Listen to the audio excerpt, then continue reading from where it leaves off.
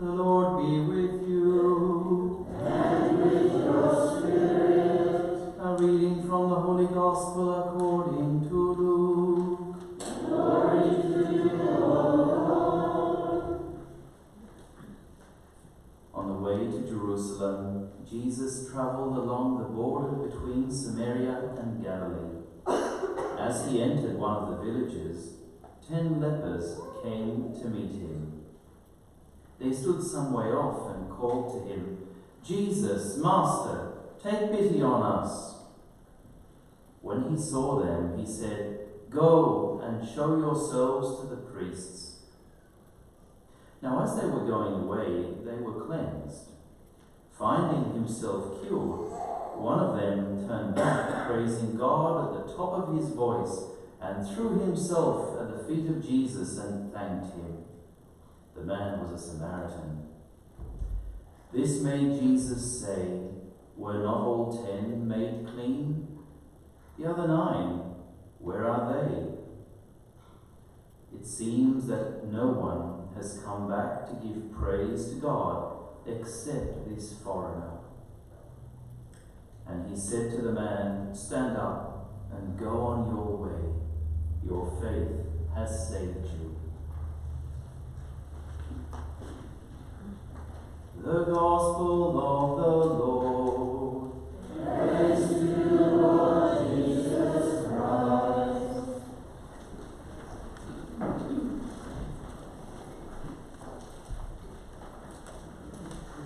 As I've mentioned many times before, when we're listening to St. Luke's Gospel, although the original events happened to the people of the Jewish faith, nevertheless the first listeners of St. Luke's Gospel were Gentiles. So the non-Jewish converts to Christianity. So today, as they were hearing that the good guy is who?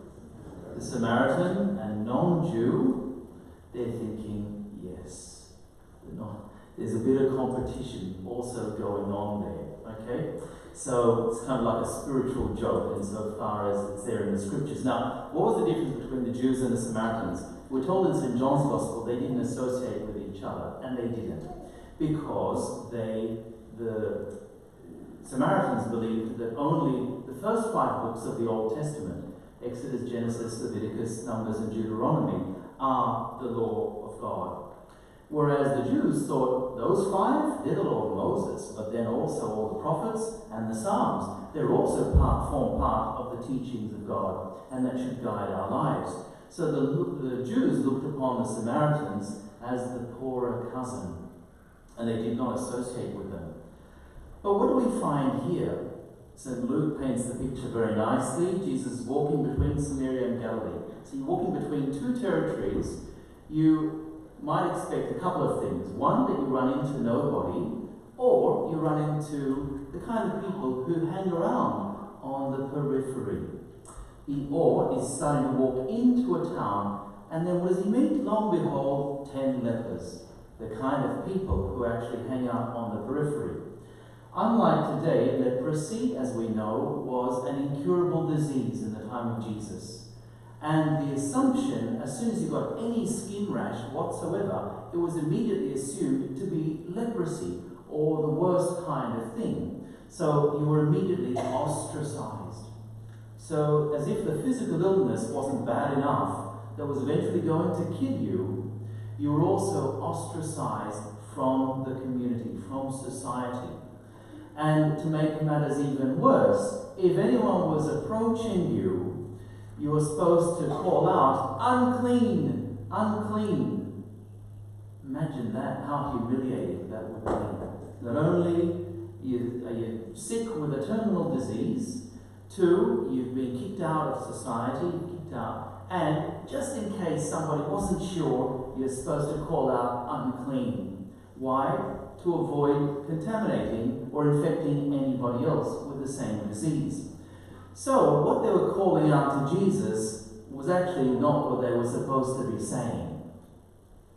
But before I go into what happens in the curing, notice how these 2 groups who didn't associate with each other because of religious beliefs are actually united together in their common illness. And all of a sudden now, although they presumably still held their religious beliefs, their differences are no longer a source of the great division, because they had something uniting them, their common illness, the fact that they're all going to die if they don't get some help. This is now their common life. Very telling. And we should ask ourselves that question, that sometimes we think we have nothing in common with anybody, and yet we often have far more in common because of the common humanity that in fact unites us together. I'm not saying that religious differences do not matter or it's not important. Truth is truth, and we must ultimately come to that and embrace it wherever we find it. But to not ignore the even more natural or profound truth, namely about common humanity. So instead, though, of saying to Jesus, unclean, unclean, and to his apostles and disciples with him, they say, Jesus, Master, take pity on us. Now, it doesn't sort of come across so powerfully in English, but in the Greek, it's the imperative tense. So it's not, Jesus, could you please help us? Would you kindly do something for us? It's, Jesus, take pity on us. Do this, It's the way, it's very direct talking. And Jesus, without batting an eyelid, so to speak, we're told when he saw them. So, in fact, in the Greek it says, and seeing them. So it's kind of in the present continuous. He responds in the same way. Go, show yourselves to the priest. Now, does it sound or strike anybody as a bit strange? These guys, 10 of them, are coming to him for healing. And he doesn't even want to look at them. Or just looks at them, doesn't want to touch them, doesn't want to get close to them. Whereas on other occasions we know that Jesus laid his hands on lepers, touched them, he blessed them, so it overcame even more of the social do not do kind of thing, the prohibitions. Why does he send them to go and show themselves to the priest? Because this is exactly what the book of Leviticus tells them to do. We're told anyone who breaks out in any kind of skin rash, they're immediately to be sent away from the community. Once it clears up, you're supposed to go to the priest. He investigates. Yes, you're healed again, and now you're supposed to offer the sacrifice to show that in fact God has healed you. So Jesus sends them to fulfill the law. Now here's the point. They must have had faith in order to be cured. Does Jesus cure anybody who doesn't have faith in him? Yes? No? He doesn't cure anyone unless they have faith in him. No. He only cures where there is faith. That's consistent and the same throughout the Gospels. So the 10 men must have believed enough to be healed. They all realize they're clean. And we don't know how much time passes from the moment when they recognize that they're clean till the guy, the Samaritan, turns back and starts praising Jesus at the top of his voice, or praising God at the top of his voice. We're told, in English it says, he just came and threw himself at his feet. In the Greek it actually says, he threw himself on his face at his feet. So he completely humbled himself. What's the point? The point is that why are the other 9 so ungrateful, it seems? Well, presumably they were following instructions. They were keeping the law. This is what you're supposed to do. The Samaritan knew this as well, but he had the presence of mind to recognize and stop and say, I've got to go and thank this guy. He's the one who's done this for me. In the name of God, I'll go and show myself to the priest later on. And I think this is one of the fundamental points that we can think about and should think about. The law is there to set us free. The law is there to guide us, to lead us to God. But if we do not know what is behind it, then we will run the risk, as so many do, of following the law just because it is the law. We look at our own society, for instance. There's so many laws about traffic, and it might seem as if they're arbitrary, but actually they're not always so arbitrary. There's always something about safety behind them, something about giving right of way to this or that to allow order in the traffic, in the case of traffic laws. In the case of liturgical or religious laws, they're also trying to give us an understanding. They're trying to set us free so we can live for God. At the time of the Second Vatican Council, between 1962 and 65, the Pope at the time, John the 23rd, this is back in 1959, where he declared there was going to be a council. He knew, as so many of the bishops in the church recognized around the world, that there needed to be a reform, there needed to be a renewal in the way Catholics live their lives. So, one of these things was that so many Catholics were going to Mass every Sunday, but they were going to Mass not necessarily because they loved the Mass, because they knew it was the liturgical celebration of the Last Supper, Calvary, and the resurrection of Jesus from the dead, but rather because they knew that if they didn't go to Mass on Sunday, they would commit a what kind of sin? A mortal sin. A mortal sin. And if you die in the state of unrepentant mortal sin, you go to... Yes, you go to confession. If you die in the state of unrepentant mortal sin, you go to hell. That's the idea. So, anyway, yes, please God, you go to confession beforehand, then you'll go to heaven. But the point is that it is still the case to miss Mass on Sunday through one's own fault, not because of sickness or something serious, I can't get out of work or whatever like that, but because I'm too lazy or I'm just too busy with my own hobbies. That would still be a mortal sin. But the Church teaches us these rules not because we're supposed to get stuck there, but because we're supposed to go beyond them and see, why is this rule there? It's to make me realize how important this thing is in my life with God. Why does God give us the 10 Commandments? Is it to make life more complicated? It's not. It's to, in fact, set us free. But He sets us free by saying what is right and what is wrong, so that we can choose what is right and what is good and reject what is wrong. But if we do not understand the meaning behind the commandments, then we will risk having a life with God that is simply about legalism. We really end up being no more than the older brother in the parable of the prodigal son, who just obeyed his father and did what his father told him just because he felt this is what you're supposed to do, not because he recognized the beauty and the love of his father.